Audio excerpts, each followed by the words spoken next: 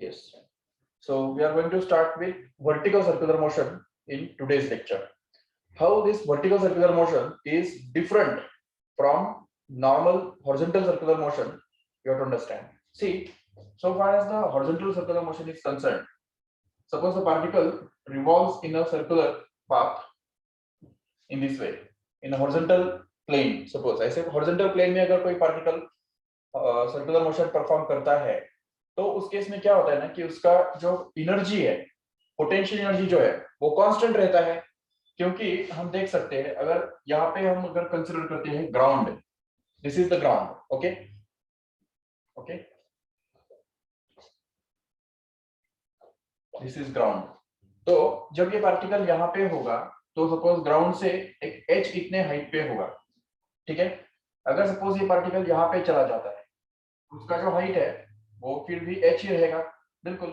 यहाँ पे भी चला जाएगा तभी भी उसका हाइट h ही रहेगा, यहाँ पे आएगा तभी भी उसका हाइट h ही रहेगा, यहाँ पे भी h हाइट रहेगा। तो कोई भी पॉइंट पे चला जाए तो भी उसका हाइट कभी नहीं बदलेगा। क्यों? क्योंकि वो ऐसे घूम रहा है कि नहीं। तो ऐसे जब घूमेगा तो अगर नीचे से अगर डिस्टेंस देखेंगे उसका या हाइट अगर देखेंगे तो यहाँ पे भी उतना है, यहाँ पे भी उतना है, हर पॉइंट पे हाइट सेम ही है। इसलिए उसका जो पोटेंशियल एनर्जी है वो कांस्टेंट रहता है, पोटेंशियल एनर्जी कभी घटता या बढ़ता नहीं है। That is the basic difference between the horizontal circular motion and vertical circular motion. Because what happens in vertical circular motion, if you see, suppose this is the ground, okay, दिख रहा है सभी को, ये ग्राउंड है, और suppose ये particle जो है वो इस तरह से वर्टिकल सर्कल में अगर घूम रहा है, इस तरह से अगर वो सर्कुलर मोशन परफॉर्म करता है, ये देखो ऐसे सर्कल में वो चक्कर काट रहा है, तो उस केस में क्या होगा? This is called as a vertical circular motion in which it passes through different points which are at different heights. We can see यहाँ पे जब देखो तो यहाँ पे वो पार्टिकल सबसे कम हाइट पे है, देख सकते हो ठीक से। ये हाइट हो सकता है 2 मीटर है, चलो ठीक है।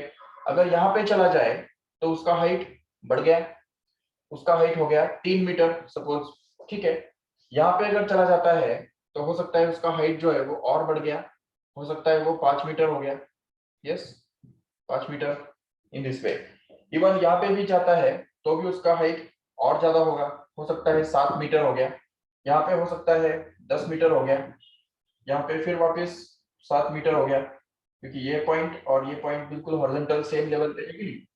तो इसलिए अगर वहां पे 7 मीटर है तो यहाँ पे भी 7 मीटर होगा जरूर। सेम वैसे ही यहाँ पे अगर देखते हो तो अगर 6 मीटर उसका हाइट है यहाँ पे, तो यहाँ पे भी उसका हाइट 6 मीटर ही होगा जरूर। इवन यहाँ पे देखते हो तो 5 मीटर जो कि वहां पे है, बिल्कुल। तो इस तरह से हम देख सकते हैं आराम से कि पार्टिकल जो है वो जैसे जैसे नीचे आता है तो उसका पोटेंशियल एनर्जी घट रहा है, और जैसे ऊपर जाता है तो पोटेंशियल एनर्जी बढ़ रहा है। You can just consider this point here, which will be at a height of 3 meter from the ground. तो ग्राउंड के साथ अगर कंपेयर करते हैं तो हर इंस्टेंट पे वो अलग अलग हाइट्स पे है। तो और ये हमको ऑलरेडी पता है कि potential energy is directly depending upon the height. ये तुमको पता है ऑलरेडी। पोटेंशियल एनर्जी का फॉर्मूला क्या है? Potential energy is equal to mgh। This makes the vertical circular motion completely different from normal horizontal circular motion, because in case of the horizontal circular motion the potential energy remains constant and hence kinetic energy also remains constant, no doubt. But in case of the vertical circular motion here, the height of the particle goes on changing continuously. As the particle passes from one point to other point, its height goes on increasing initially and then again goes on decreasing, becomes minimum, again goes on increasing, becomes maximum, and again goes on decreasing and fluctuates or varies between these two minimum and maximum values here. The potential energy will be minimum when it will be at the lowest point here, and the potential energy will be maximum when it will be at the highest point here in the vertical circle. And that's why the as potential energy changes, the kinetic energy has to change, because potential energy अगर change होगा तो जरूर kinetic energy भी change होता रहेगा। जैसे potential energy बढ़ेगा तो वैसे वैसे क्या होगा? काइनेटिक एनर्जी ऑब्वियसली कम होगा, है कि नहीं। और जैसे जैसे ये नीचे आएगा तो potential energy कम होगा, but that potential energy will just get converted into kinetic energy, because we have the law of conservation of energy, which tells us simply that the energy can neither be created nor it be destroyed. It just gets converted from one form into another form, and that is why when the particle is moving in upward direction, what happens is the potential energy goes on increasing. But where this potential energy comes from, कहाँ से आया है potential energy? So it comes from the kinetic energy which is given to this particle at the lowest point here. Okay, it goes on converting more and more into potential energy, and that's why the kinetic energy of the particle goes on decreasing as the particle is rising up, and it has the lowest kinetic energy when it is at the highest point here, and maximum potential energy. तो मतलब highest point पे क्या होगा? Potential energy maximum होगा, लेकिन kinetic energy minimum होगा, because the particle will be moving very slowly at this point here. Okay, but as this particle just crosses this highest position, what happens is its kinetic energy in fact goes on increasing. यहाँ पे kinetic energy बढ़ता जाएगा, but again we can just ask the question where this kinetic energy actually comes from. ठीक है, so this kinetic energy actually comes from the potential energy which is the particle has here at the highest point. जो particle के पास potential energy highest point पे होता है, वही potential energy उसका convert होता जाता है kinetic energy के अंदर. जैसे जैसे वो और ज्यादा नीचे नीचे आता है, वैसे वैसे उसका potential energy घटता जाता है. Where this potential energy goes, we can just say that it will get converted into the kinetic energy, and in this way the conversion between the kinetic energy and potential energy just continuously goes on here in the case of vertical circular motion, and that's why this vertical circular motion needs to be studied in a separate way, in a separately, okay, as a separate topic. So that is the introduction of vertical circular motion. Okay, what are the examples of vertical circular motion we can just talk about now?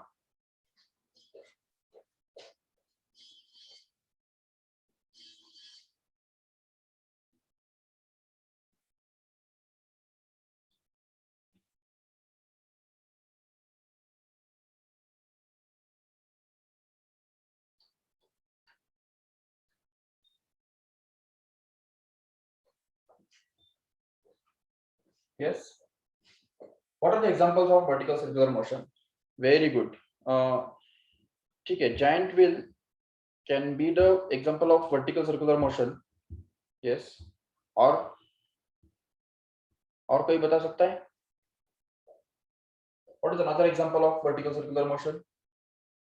एक simple सी बात देखो, अगर हम suppose एक can लेते हैं या कोई भी एक स्टोन लेते हैं, उसको एक स्ट्रिंग से अगर बांध देते हैं और उसको अगर इस तरह से घुमाते हैं वर्टिकल सर्कुलर मोशन में, तो ये इस तरह से वो घूमेगा.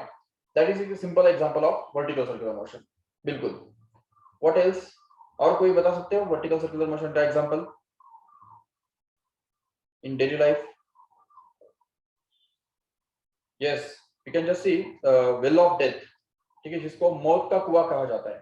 तुमने सर्कस में कभी देखा होगा, एक बहुत बड़ा इस तरह का पिंजरा होता है, केज होता है जो जाली से बना हुआ होता है, और उसके अंदर एक 2 व्हीलर ड्राइवर जाता है, और सपोज इस तरह से ये ऐसे ही होता है, वो देखो ऐसा यहाँ पे इस तरह से एक स्पीयर होता है जाली का, और उस स्पीयर के अंदर वो 2 व्हीलर ड्राइवर जाता है, और जैसे यहाँ पे इंटर करता है तो थोड़ा थोड़ा धीरे धीरे वो इस तरह के हॉरिजॉन्टल सर्कल्स कवर करता है, और एक समय आता है कि जब वो इस तरह के वर्टिकल सर्कल भी कवर कर लेता है, और इस तरह से वो वर्टिकल सर्कल में मूव कर रहा होता है, और एक पर्टिकुलर इंस्टेंट पे वो टॉप पॉइंट पे होता है, बिल्कुल हाईएस्ट पॉइंट पे होता है, और वो भी नीचे से उस सरफेस को चिपका हुआ होता है, फिर भी वो नीचे गिरता नहीं है.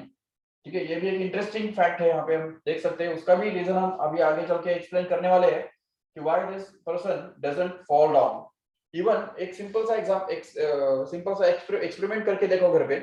एक बकेट ले लो, ठीक है, suppose there is a bucket here full of water, okay, and suppose that this is the bucket and a thread is just tied to this bucket. Okay, यहाँ पे इस बकेट को हमने इस तरह से थ्रेड बांध दिया, रोप से उसको बांध दिया, और थोड़ा इस तरह से इसका स्पीड बढ़ाते बढ़ाते जाना है, और उसके बाद उसको फिर ज्यादा स्पीड देके इस तरह से घुमाना है. वर्टिकल सर्कुलर मोशन में उसको घुमाना है. तो जैसे ही वो घूमता है तो एक पर्टिकुलर पॉइंट पे वो हाईएस्ट पॉइंट पे जब होता है तो उस समय इस तरह से उल्टा होता है, उल्टा। ये देखो इस तरह से हम देख सकते हैं, मतलब यहाँ पे वाटर जो है वो ऊपर होगा, इस तरह से उल्टा रहेगा वो बकेट, लेकिन फिर भी उसमें से पानी जो है वो नीचे गिरता नहीं है। ठीक है, we can just see, yes very good Apoorva, bucket full of water and it is whirled in a vertical circles with the help of a string like this।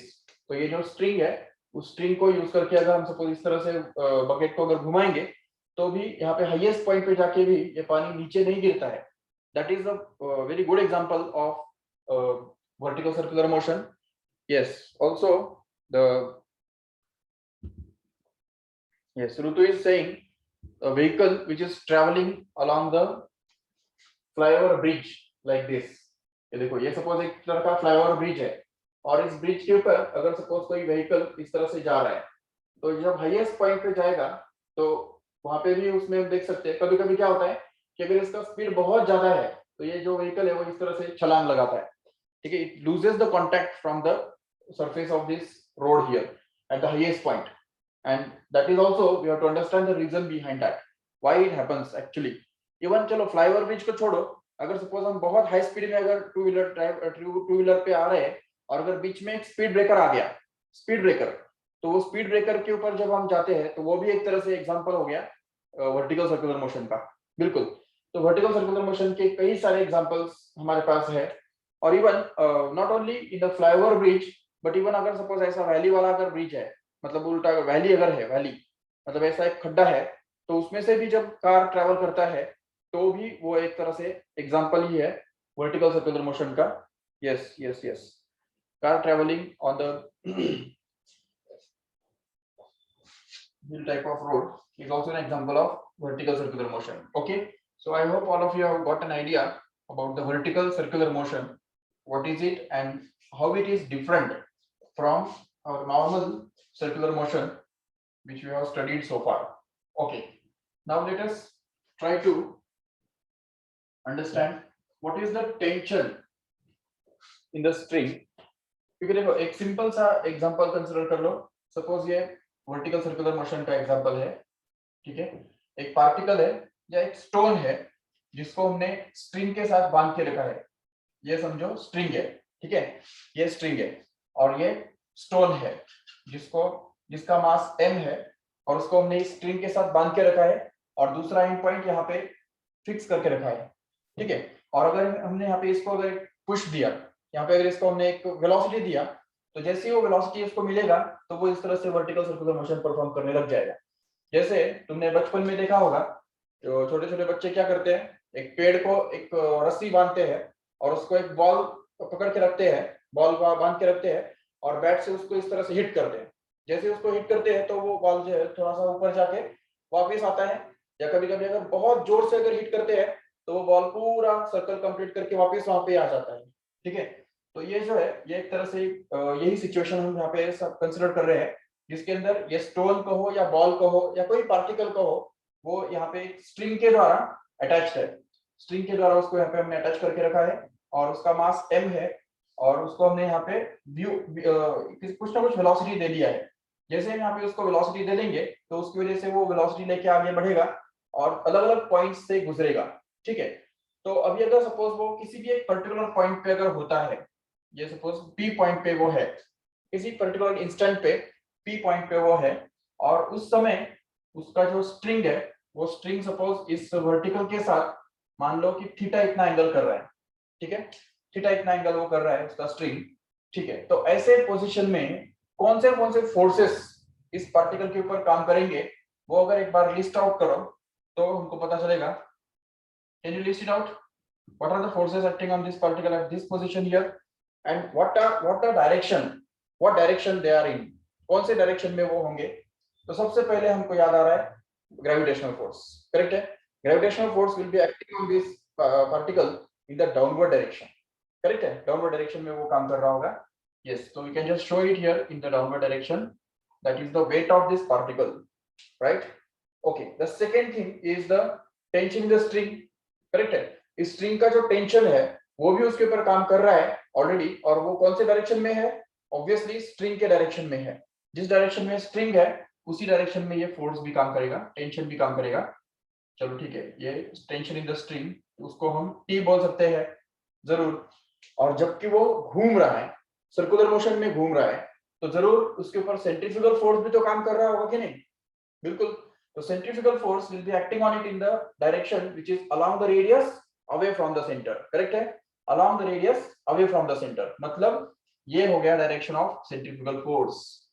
Okay, we can just show it here in this way. Okay, we can just call it as FC here.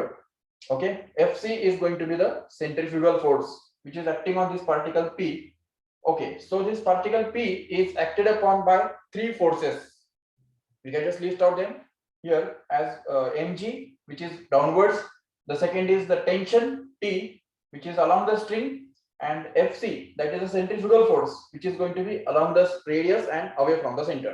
ये diagram सबको समझ में आया ठीक से? Can you draw it on your own? Yes, not only at the point P here, we must also be able to draw the diagram at this point also. अगर यहाँ पे भी अगर है तभी भी हमको ये डायग्राम ड्रॉ करने आना चाहिए। Can you show it? Suppose this is the particle here. What will be the direction of gravitational force? Again downwards. You can just show it here, mg. Okay, what else? Tension किधर होगा अभी इस case में? String के अंदर का जो tension है वो ऑब्वियसली अलोंग द स्ट्रिंग ही होगा कि नहीं? जरूर ये रहेगा कि इस टेंशन का direction. And what is the centrifugal force? We can just show it here in this direction here, fc we can just call it as. तो इस तरह से centrifugal force is going to be along the radius and away from the centre. Okay, and tension in the string is going to be acting along the radius and towards the center, and gravitational force is going to be acting in a downward direction always, like this.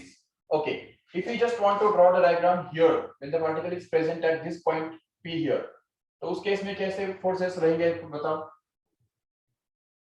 देखो, सबसे पहले gravitational force, we can just draw it here in a downward direction once again, and the tension in the string is again going to be acting in this direction here, and the centrifugal force once again will be acting along the radius and away from the center in this way.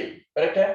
In a similarly here also, when the particle is present at this point here, the tension in the string will be along the string like this, the weight will be along the downward direction here, and the centrifugal force will be along the radius and away from the center like this. Getting it? तो किसी भी particular point पे अगर हम देखेंगे ना, तो the gravitational force will always be acting along the downward direction, and at the same time centrifugal force will be acting along the radius away from the center, and tension will be acting along the radius towards the center. Okay, can you draw this here? जब ये particle बिल्कुल centre के level पे होगा उस समय उसके ऊपर फोर्सेस कैसे काम करेंगे चेक करो एक बार. Weight will be acting in the downward direction once again. Yes. Then tension in the string here will be acting along the string and towards the center of the circle, and at the same time centrifugal force here will be acting along the radius and away from the center of the circle, that is in this way here. तो इस तरह से हम ये देख सकते हैं कि हर पॉइंट पे क्या हो रहा है ना कि सेंट्रीफ्यूगल फोर्स और टेंशन ये दोनों तो अपोजिट डायरेक्शन में है और बिल्कुल एक लाइन में है. चेक कर सकते हो एक बार. देखो कोई भी पोजीशन पे देखो tension and FC are just along the line, एक सिंगल लाइन पे है वो. ये भी यहाँ पे देखो टेंशन एफसी एक लाइन पे है, टेंशन एफसी एक लाइन पे है. चेंज कौन हो रहा है? सिर्फ एमजी चेंज हो रहा है. ओके, तो अभी मुझे बताओ इसमें अगर सपोज हम एक्स एक्सिस कहाँ पे लेंगे और वाई एक्सिस कहाँ पे लेंगे और रिजॉल्व किसको करेंगे? Just unmute your mic and just tell me which of the forces needs to be resolved and which are to be kept constant, which are not to be resolved. किसको हमको resolve करना है और किसको नहीं करना है? Just tell me fast. Unmute your mic and answer it fast. Yes, anybody?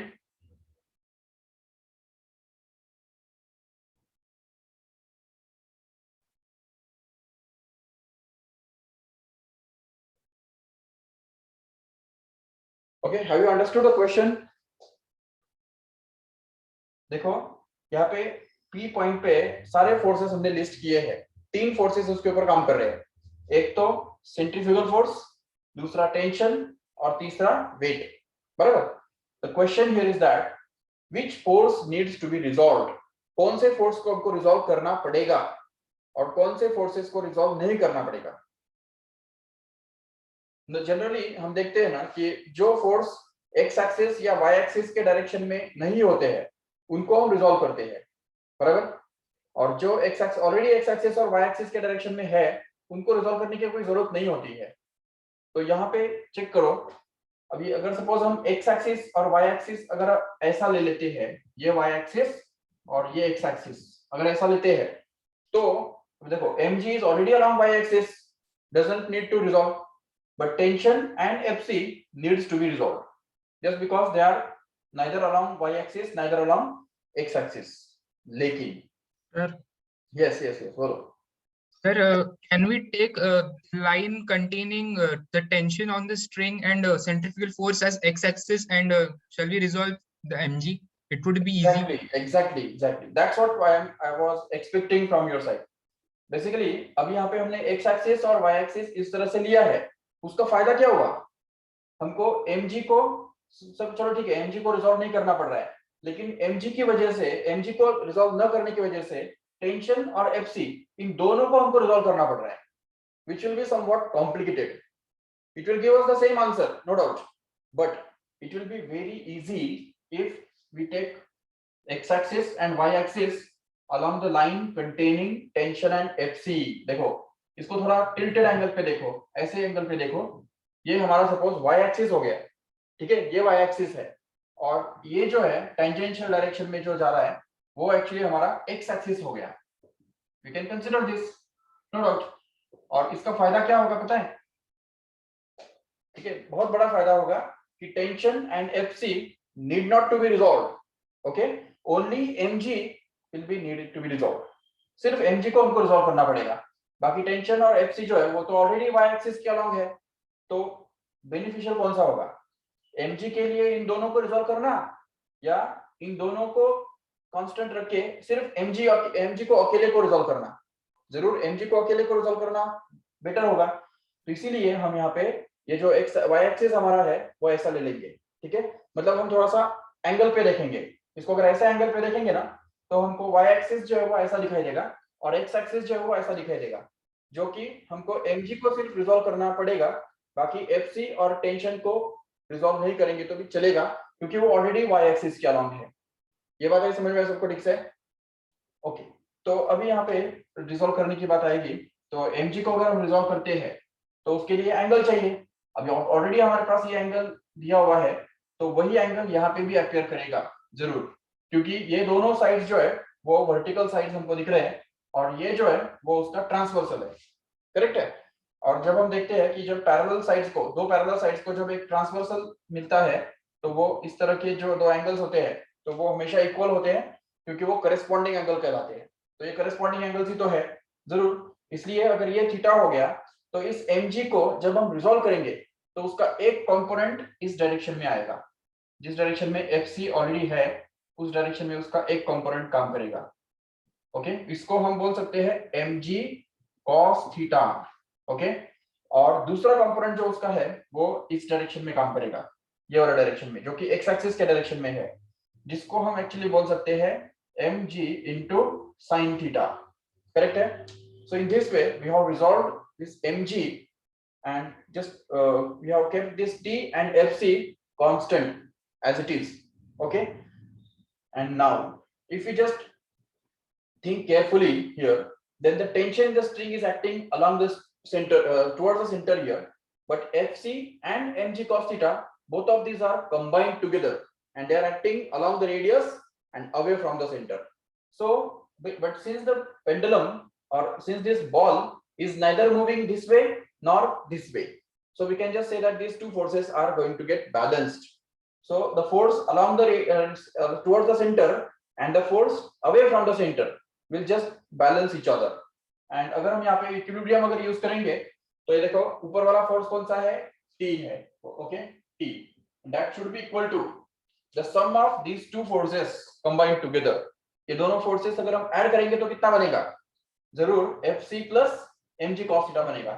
So we can just write down that T is going to be equal to fc plus mg cos theta. Okay, this is the expression for the tension in the string, which is just derived in a very simple way. देखो यहाँ पे ये simple तरीके से हमने यहाँ पे tension derive करके रखा है. Tension in the string is going to be equal to the sum of fc and mg cos theta. That's all. This is the tension in the string. Okay, but what about this mg sin theta? Who is balancing this mg sin theta? Can you tell me? mg sin theta को कौन balance कर रहा है? कौन बताएगा?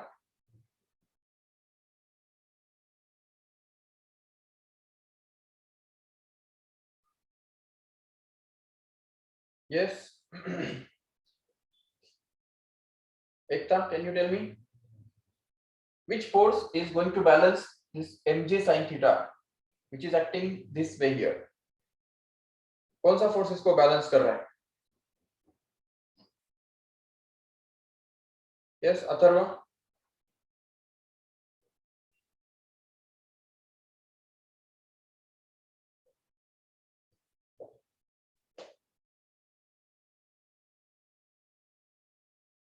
Okay. See here, actually the question is wrong है क्योंकि mg sin theta is not getting balanced. Okay, it is the unbalanced force acting on the pendulum. Okay, ये जो mg sin theta जो force है वो unbalanced force है. Unbalanced, that means it is not balanced by anything, any other force here. इस direction में कोई भी फोर्स काम नहीं कर रहा है, या किसी भी फोर्स का कंपोनेंट, कोई भी कंपोनेंट इस डायरेक्शन में काम नहीं कर रहा है. इसीलिए mg sin theta ये ऐसा फोर्स है या एक ऐसा कंपोनेंट है जो अनबैलेंस्ड कहलाता है. Unbalanced in the sense it is going to produce its own effect on this ball. मतलब ये जो mg sin theta फोर्स यहाँ पे इस तरफ काम करेगा, इसी की वजह से तो उसका स्पीड कम होते जाता है. यही फोर्स है जो उसके अंदर रिटार्डेशन पैदा करता है. पार्टिकल के अंदर रिटार्डेशन, रिटार्डेशन मतलब नेगेटिव एक्सेलरेशन पैदा करता है. नेगेटिव एक्सेलरेशन जैसे हम देखते हैं कि अगर कोई भी बकेट जब हम इस तरह से घुमाते हैं गोल गोल, तो वो कैसे घूमता है देखा तुमने कभी? केयरफुली देखो तो जब वो ऊपर जा रहा होता है तो उसका स्पीड कम कम कम कम होते जाता है. जैसे वो ऊपर जाता है तो बहुत स्लो हो जाता है, और जैसे नीचे आता है तो वापस फास्ट हो जाता है. देख सकते हो ठीक से, ऊपर जाता है तो फिर से स्लो हो जाता है, और जैसे ही नीचे आता है तो फास्ट हो जाता है. तो जैसे जैसे वो नीचे आएगा तो वैसे उसका स्पीड बढ़ेगा, और जैसे ऊपर आएगा तो स्पीड कम होता जाएगा. तो which force reduces its speed while going up? This is the force mg sin theta, which causes the reduction in the speed of the particle, which produces a tangential acceleration in the particle actually. ठीक है, तो vertical circular motion के अंदर हमने एक बार tangential acceleration की बात की थी. तो ये mg sin theta जो फोर्स है वो एक्चुअली टेंजेंशियल डायरेक्शन में ही काम कर रहा है, और इसी वजह से वो क्या करेगा, इस पार्टिकल का जो स्पीड है वो स्पीड को कम कम कम कम करता रहेगा जब तक ये पार्टिकल ऊपर ना पहुंच जाए, हाईएस्ट पॉइंट पे ना पहुंच जाए. ठीक है, लेकिन जैसे ये पार्टिकल हाईएस्ट पॉइंट को क्रॉस करता है उसके बाद क्या होगा? अगर ये पार्टिकल यहाँ पे आ गया तो उस केस में क्या होगा देखो. तो उस केस में देखो यहाँ पे हम फिर से डायग्राम ड्रॉ कर सकते हैं. mg will be acting in the downward direction, tension here in this way, and fc will be here in this way, and mg can be resolved into two components once again, one of which will be mg cos theta, which will be here in this way, mg cos theta, and at the same time mg sin theta will be like this. तो ये mg sin theta यहाँ पे इस तरफ काम करेगा. अभी इसमें देखो पार्टिकल मूव कौन से डायरेक्शन में हो रहा है? इस डायरेक्शन में पार्टिकल जा रहा है, और mg sin theta कौन से डायरेक्शन में काम कर रहा है? उसी डायरेक्शन में काम कर रहा है. तो जब फोर्स पार्टिकल के वेलोसिटी के डायरेक्शन में होता है तो वो फोर्स क्या करता है, उसका स्पीड बढ़ाता है. तो अभी यहाँ पे इस केस में ये फोर्स क्या करेगा, mg sin theta क्या करेगा, इस पार्टिकल का स्पीड बढ़ाने के लिए ट्राई करेगा. बिल्कुल. और जब तक ये पार्टिकल नीचे नहीं पहुंच जाता, लोएस्ट पॉइंट पे नहीं पहुंच जाता, उसका स्पीड बढ़ता रहेगा जरूर. और जैसे ये पार्टिकल नीचे पहुंच जाता है और जैसे वो क्रॉस करता है, यस, तो जैसे ही वो क्रॉस करता है यहाँ पे नीचे आने तक वो एक्सेलरेट होगा. एक्सेलरेट, करेक्ट है Apoorva? it will accelerate so far as it will move from highest point to lowest point here, but as soon as it crosses the lowest point and just starts moving upwards, it will be deaccelerated. Okay, ये जो mg sin theta है, it will just deaccelerate the particle when it will be going in the upward direction, but it will accelerate the same particle when it will be moving in the downward direction, and again it will just continue. तो ऊपर जाने के time decelerate और नीचे आने के time accelerate करता ही रहेगा, ये चलता रहेगा उसका. तो इसी वजह से उसका जो स्पीड है वो अलग अलग पॉइंट्स पे अलग अलग होता है.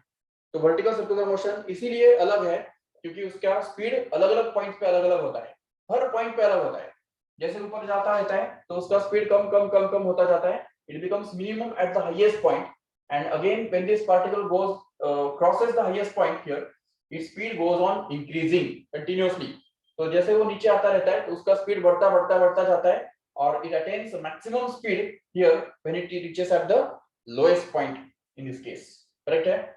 तो याद रखो ठीक से, mg sin theta is the force which is unbalanced force acting on this particle, which is causing the change in the speed of the particle, which can be considered to be the tangential acceleration. This force actually produces the tangential acceleration. Okay, तो ये जो force है इसको हम actually tangential force भी बोल सकते हैं.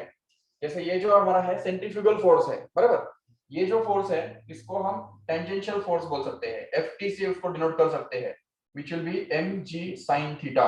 Okay, and if we want to find out the tangential acceleration in the particle, then the tangential force has to be divided by the mass so as to get the tangential acceleration. So tangential acceleration can be found out to be mg sin theta, that is to be divided by mass m.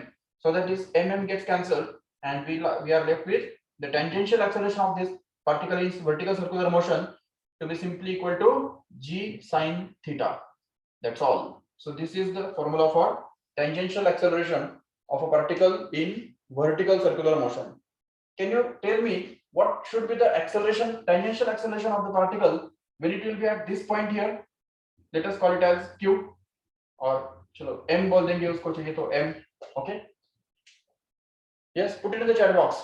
What will be the tangential acceleration of the particle when it will be at this point m here, which is at the same level of the center? Yes, g, very good, g, because at this point here the particle, the string will make an angle 90, isn't it?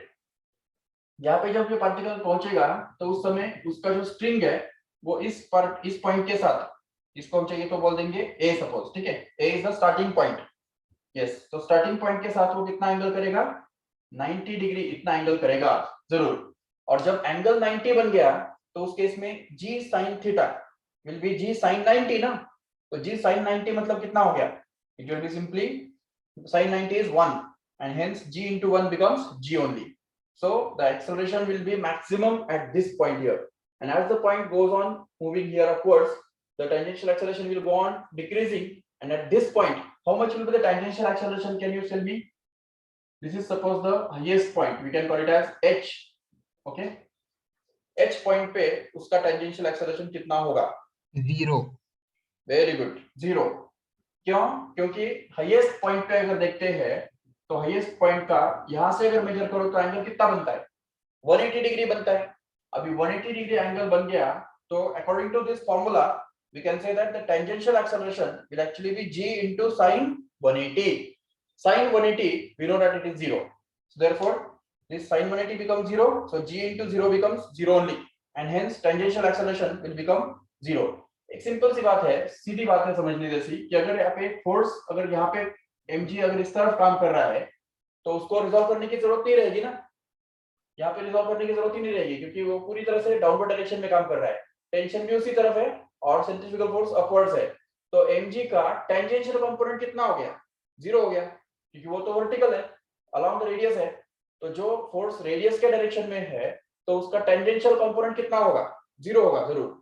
इसलिए यहाँ पे vertical direction में या highest point पे tangential force नहीं होता है या टेंजेंशियल एक्सेलरेशन भी नहीं होता है, 0 होता है. Yes, and if we just talk about this point here we can just call it as m dash, which is at the same level once again as that of the center of the circle. Once again the acceleration, tangential acceleration will be exactly same as it is at this point m here, that is g. But only the thing is that in this case it was negative, it was producing the retardation in the particle, but here in this case it will be producing the acceleration in the particle. That is the only difference. And finally, if we just call this point as L, that is the lowest point. Okay, can you tell me what should be the tangential acceleration at this point here? Once again, it will be 0, just because here at this point, the angle made by this string will be 0 only, and sine 0 is already 0. So therefore, we can just expect the tangential acceleration become 0 at this point here. Okay, अभी चलो ठीक है, tangential acceleration के बारे में तो हमने सब कुछ समझ लिया, ठीक है. लेकिन what about the tension? Tension in the string is different at different points. Can you find out the tension at the lowest point? Check. Lowest point पे टेंशन कितना होगा, उसके लिए हमको क्या करना है? उसके लिए देखो, you can just say that for lowest point you can say theta is going to be 0. okay, theta 0 डालने से जो भी आएगा वो आंसर हमारा लोएस्ट पॉइंट का आएगा, ठीक है. तो tension eight lowest point will actually be equal to fc. अभी fc के बदले हम या तो mv square upon r डाल सकते हैं, या तो mr omega square डाल सकते हैं. No problem. So, चलो ठीक है, by default we can just put it as mv square upon r. Okay. Plus here mg into cos 0. Correct है? cos 0 यहाँ पे हमको डालना होगा. तो अगर हम यहाँ पे cos 0 डाल देंगे तो क्या बनेगा? So tension at the lowest point here will actually become mv. अच्छा, इसमें क्या है ना कि velocity भी different है. हर एक particular point पे velocity different है. तो at lowest point, suppose theta is 0, tension is going to be TL and velocity is going to be VL. okay, तो यहाँ पे हमको V के बदले VL रिप्लेस करना होगा, तो इसलिए यहाँ पे आ जाएगा mVL square upon R plus simply mg. समझा क्यों? क्योंकि यहाँ पे cos 0 जो है वो 1 बनता है. cos 0 का वैल्यू कितना है? 1. इसलिए यहाँ पे mVL square plus mg will become the formula for tension in the string when the particle is at the lowest point. Okay, what about the middle point? Middle point पे क्या होगा? Theta will be equal to 90 degree. Okay, so theta is going to be 90 degree and tension will be same as Tm and velocity at that point will be denoted by Vm. Okay, so if we just put these values here in this formula, ये main formula के अंदर अगर डाल देंगे तो हमको मिलेगा tension at middle point is equal to FC. FC के बदले क्या डालना है हमको? m into Vm square upon r, क्योंकि velocity is different at different points, right. Plus यहाँ पे अभी mg into cos theta, where theta is going to be 90. But do you know what is cos 90 is? किसको पता है? cos 90 कितना होता है? 0. Very good, 0. So if we just put this value 0 here, then mg into 0 becomes 0. So this second term will just get vanished. Okay, ये second term गायब हो जाएगा और बचेगा क्या? Simply we can say Tm, that is the tension in the string at the middle point, is actually going to be m into Vm square upon r only. Okay, so this will be the formula for finding the tension in the string when the particle is at the middle point. Middle point मतलब the point which is at the same level as that of the center of the circle. Okay, and what about the highest point? Can we say highest point के लिए क्या होगा? Theta will be 180 degree and tension in the string can be denoted by TH. Okay, TH, and the velocity at this point will be denoted by VH, no doubt. So if we just give the replacements here, then we can be able to get this as TH is equal to, तो यहाँ पे क्या आएगा देखो, TH के बदले क्या आएगा? FC. FC के लिए क्या बनेगा? M, जैसे हमने यहाँ पे mVL square upon R डाला, यहाँ पे mVL square upon R डाला, तो वैसे ही यहाँ पे V के बदले सिर्फ velocity VH यूज करना है. तो velocity VH अगर यूज करेंगे तो हमको मिल जाएगा mVH square upon R and plus mg into cos of 180 degree. Okay, theta के बदले यहाँ पे 180 आने वाला है, but just recall what is cos 180? -1. -1. Yes, -1. Very good. So if we just put it here, then we can be able to get this TH is equal to mVH square upon R plus mg into -1. Okay, but mg into -1 becomes minus mg only. So in the next step, we can just be able to write it as TH is equal to mVH square upon R minus mg. Okay, this is going to be actually the tension in the string when the particle is at the highest point in the vertical circular motion. अच्छा, तो मुझे बताओ अभी tension lowest point पे ज्यादा होता है या हाईएस्ट पॉइंट पे ज्यादा होता है? अगर स्पीड कांस्टेंट रखा जाए तो where will be the tension maximum? Maximum tension कहां पे होगा? लोएस्ट पॉइंट पे मैक्सिमम टेंशन होगा, देख रहे हो यहाँ पे। और हाईएस्ट पॉइंट पे टेंशन सबसे मिनिमम होगा, उल्टा सबसे कम होगा। इसलिए हम देखते हैं ना कि कभी भी अगर बॉडी अगर हेवी बॉल है, उसको अगर हम इस तरह से अगर वर्टिकल सर्कल में अगर घुमाते हैं तो हम एक्सपीरियंस भी तो करते कि नहीं, जब वो नीचे आता है तो सबसे ज्यादा हेवी लगता है, क्योंकि नीचे आने के बाद क्या होता है कि उस बॉडी का वेट जो कि डाउनवर्ड डायरेक्शन में काम कर ही रहा है already, at the same time centrifugal force also acts in the downward direction and we have to balance the both, ठीक है, सम ऑफ द बोथ। तो हमको टेंशन जो है वो टेंशन ज्यादा एक्सपीरियंस होता है क्योंकि वहां पे mg भी नीचे काम कर रहा है और fc भी नीचे काम कर रहा है और दोनों डबल मतलब ऐड हो जाते हैं, और ऐड होने की वजह से उनका दोनों का जो सम है वो सम हमको क्या बोलते हैं उसको बैलेंस करना पड़ता है। इसीलिए वहां पे हमको सबसे ज्यादा टेंशन एक्सपीरियंस होता है। लेकिन जब ये पार्टिकल ऊपर जाता है, हाईएस्ट पॉइंट पे जाता है, तो उस केस में क्या होता है कि सेंट्रीफ्यूगल फोर्स एटलीस्ट ऊपर के डायरेक्शन में है, वेट भले डाउनवर्ड डायरेक्शन में है नो डाउट, लेकिन सेंट्रीफ्यूगल फोर्स अपर डायरेक्शन में है। So that centrifugal force reduces some of the weight and that's why the tension in the string just gets reduced at the highest point. तो इसलिए हमको highest point पे थोड़ा कम tension महसूस होता है, और इसीलिए जब हम कोई भी चीज को इस तरह से अगर गोल गोल घुमाते हैं, वर्टिकल सर्कुलर मोशन में अगर घुमाते हैं, तो स्ट्रिंग के टूटने के चांसेस लोएस्ट पॉइंट पे ज्यादा होते हैं। अगर स्ट्रिंग टूटता है तो वो नीचे वाले पॉइंट पे ही टूट सकता है, हाईएस्ट पॉइंट पे जाने के बाद कभी स्ट्रिंग टूटेगा नहीं, क्योंकि टेंशन उसमें वहां पे कम होगा, उससे ज्यादा टेंशन नीचे होगा। इसलिए स्ट्रिंग अगर टूटने वाला है तो वो नीचे लोएस्ट पॉइंट पे जाके स्ट्रिंग टूट सकता है, हाईएस्ट पॉइंट पे नहीं। Okay, and this same situation is just equally applicable for all the examples which you have already discussed about vertical circular motion. तो वर्टिकल सर्कुलर मोशन में हमने इसके पहले जो एग्जांपल्स डिस्कस किए थे, जिसमें car travelling along the flyover bridge जो डिस्कस किया था, उसके अंदर भी ये सेम सिचुएशन एप्लीकेबल है। तो सिर्फ वहां पे क्या है ना कि टेंशन की जगह जो है वो नॉर्मल रिएक्शन ले लेगा, टेंशन के बदले क्या आएगा वहां पे? Normal reaction. याद रखो ठीक से, ठीक है। सो उसके बारे में जो डिटेल्स है तो वो हम कल के लेक्चर में करेंगे। ओके, सो फॉर्मूले जो है वो कल के लेक्चर में हम बनाएंगे for a car which is travelling over a flyover bridge. Okay, so आज के लेक्चर में जो भी हमने आज किया उसके अंदर अगर कुछ भी डाउट है तो जरूर पूछो अभी, तो अगर आपको चाहिए तो स्क्रीनशॉट ले सकते हो, या अगर चाहिए तो लिख के ले सकते हो, नो प्रॉब्लम।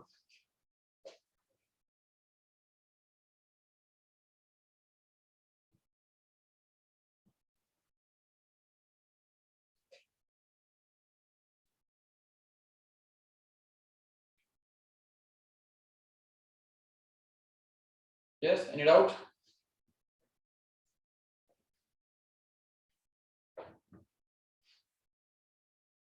ठीक है, तो ठीक है, so let us stop here. Thank you all of you.